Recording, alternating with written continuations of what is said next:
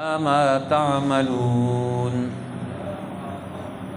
جو کچھ تم کرتے ہو۔ قل یا اہل الکتاب،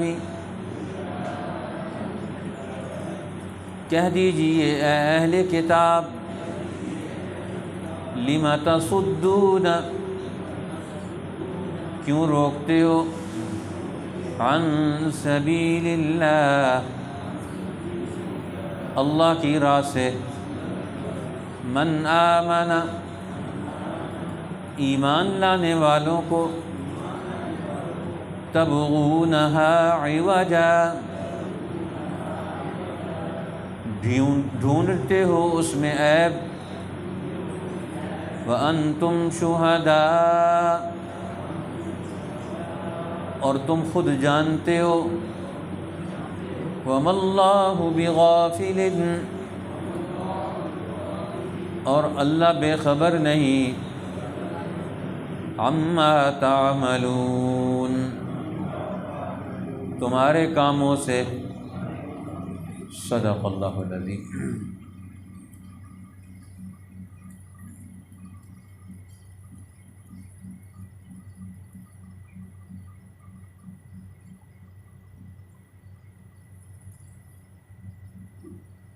اللہ تعالیٰ نے اس سے پہلے آیات میں اہل کتاب یہود اور نصارہ کے وہ برے اعمال جن کی وجہ سے وہ اللہ کی نگاہ سے گر گئے، اور دنیا میں جو اللہ نے ان کو عزت عطا فرمائی تھی اس عزت سے بھی محروم ہو گئے، ان اسباب کو یہاں مسلمانوں کے سامنے پیش کیا کہ یہ لوگ اب یہ بگڑے ہوئے بد اخلاقیوں میں مبتلا لوگ ہیں، لہذا تمہیں ان کی پرواہ نہیں کرنی چاہیے۔ اب ان کا حال یہ ہے کہ یہ نام دین کا لیتے ہیں اور حقیقت میں اللہ کے حکموں سے، اللہ کی باتوں سے انکار کرتے ہیں، کفر کرتے ہیں۔ اس لیے اللہ تعالیٰ نے انہیں چیلنج کیا ہے، انہیں توجہ دلائی ہے کہ تم آج بھی دنیا میں بچ جاؤ، گمراہیوں سے نکل آؤ۔ اللہ کا سچا قرآن جو دنیا اور آخرت دونوں میں انسانوں کو کامیابی کی دعوت دیتا ہے، جو اللہ کے آخری پیغمبر پر نازل ہوا ہے، تم اس کے مقابلے میں کیوں آتے ہو؟ قل یا اہل الکتاب، اے کتاب والو، تمہیں کیا ہو گیا ہے؟ لم تکفرون بآیات اللہ، تم اللہ کی آیتوں کا کیوں کفر کرتے ہو؟ اللہ کی آیتوں کا کیوں انکار کرتے ہو؟ تمہیں کیا ہو گیا ہے؟ تم تو کتاب کا نام لیتے ہو، نبیوں کا نام لیتے ہو، تمہیں تو سب سے پہلے اس کتاب کو ماننا چاہیے۔ قرآن جو اللہ کا حکم بن کر آیا ہے اس کو تمہیں ماننا چاہیے۔ تم اللہ کی کتاب کے منکر بنتے ہو اور پھر انسانوں میں خرابیاں پیدا کرتے ہو، تو اللہ فرماتے ہیں واللہ شہید علی ما تعملون، تمہیں کچھ پتہ ہے جو کچھ تم کر رہے ہو یہ اللہ کی نگاہ میں ہے، اللہ تمہیں دیکھ رہا ہے، یہ اللہ کے روبرو ہے، یہ اللہ کے سامنے ہے سب کچھ تمہارے کرتوت۔ تمہیں پتہ نہیں ہے کہ اللہ کے سامنے جب تم غلط کام کرتے ہو تو تم سزا سے بچ سکتے ہو؟ پھر اس لیے تم جو جرم کر رہے ہو تم اس کی سزا سے نہیں بچ سکتے ہو۔ جب اللہ کی نگاہ میں ہو تو اللہ خود فرما رہے ہیں میں تمہیں دیکھ رہا ہوں، تم میرے سامنے میرے نبی کی مخالفت کرتے ہو، قرآن پاک جو کتاب مقدس ہے تم اس کی مخالفت کرتے ہو، تم اس کا مقابلہ کرتے ہو، تم اس کے بارے میں لوگوں کو گمراہ کرتے ہو، تو یہ سارے تمہارے کرتوت اللہ کے سامنے ہیں۔ جب اللہ کے سامنے ہے تو وہ قادر مطلق ہے، وہ تو سزا دینے پر آئے تو کچھ روک نہیں سکتا۔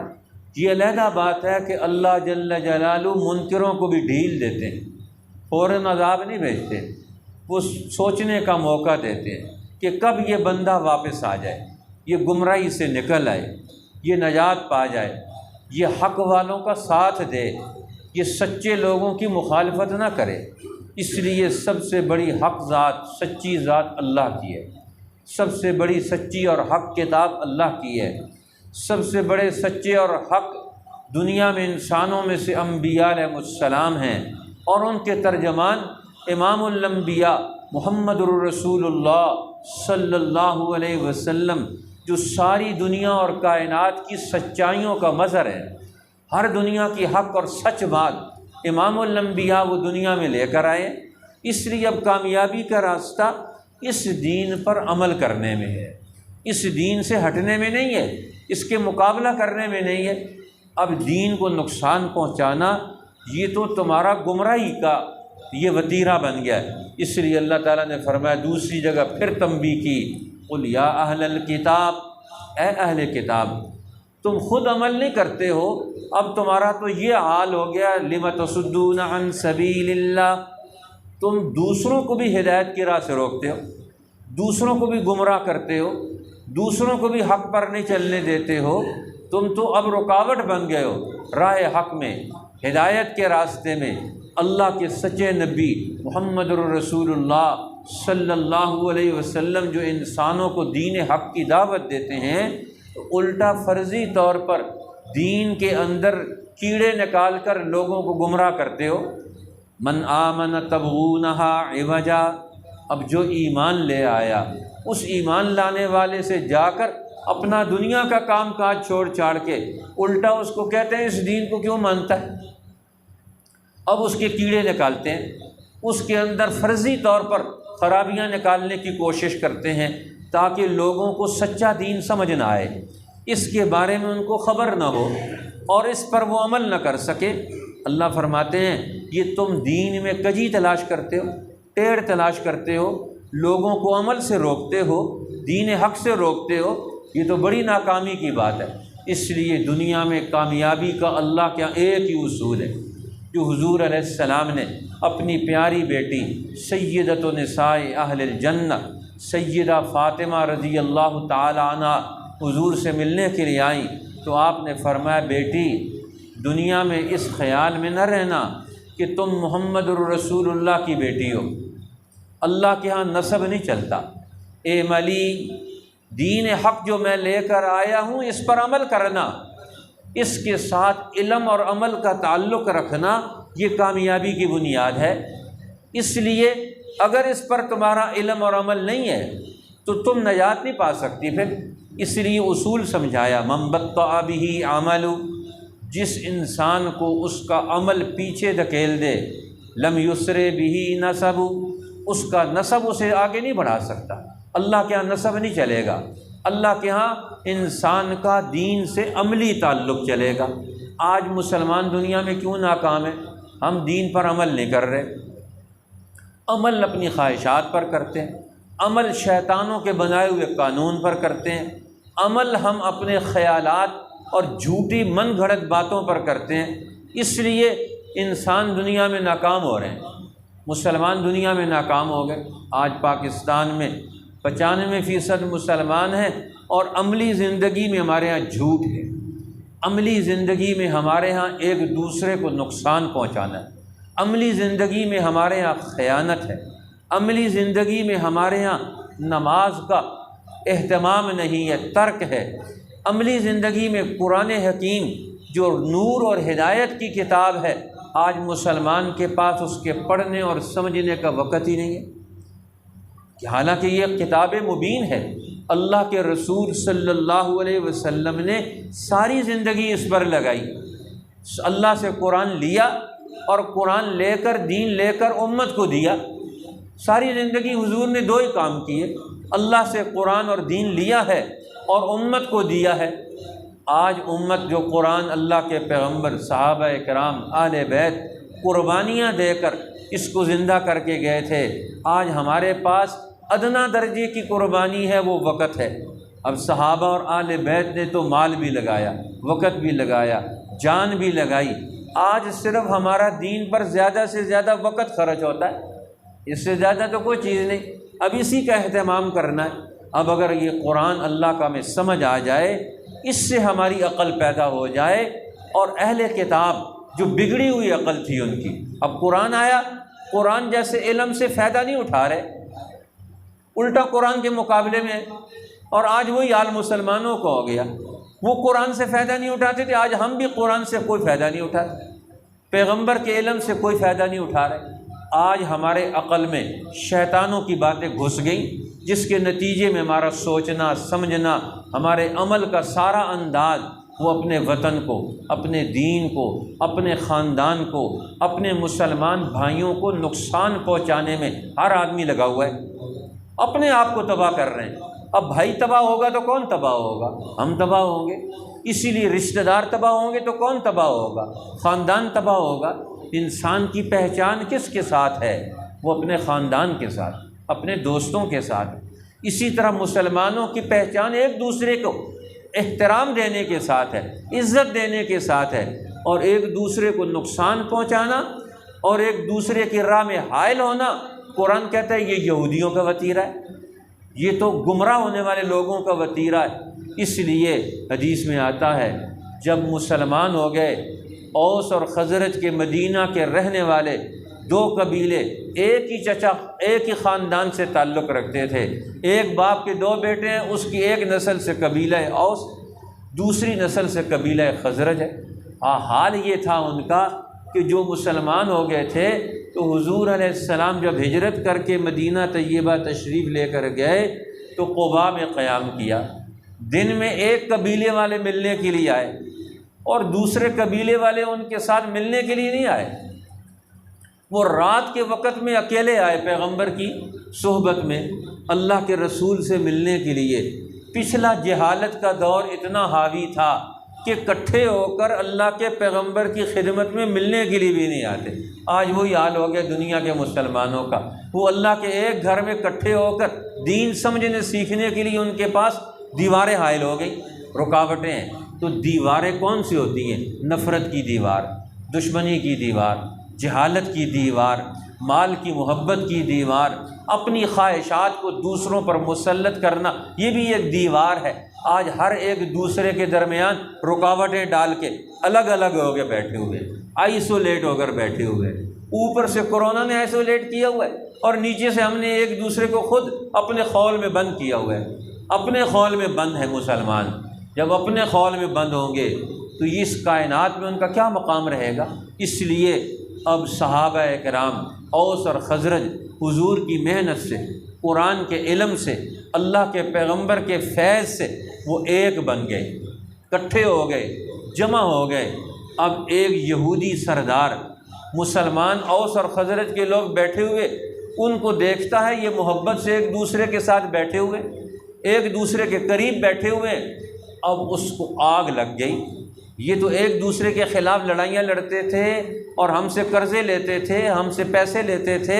اور پھر ہم ان پر سود در سود لگاتے تھے اور یہ ہمارے ماتحت رہتے تھے، اور آج یہ اکٹھے ہو گئے ہیں، ہم سے کون قرضہ لے گا؟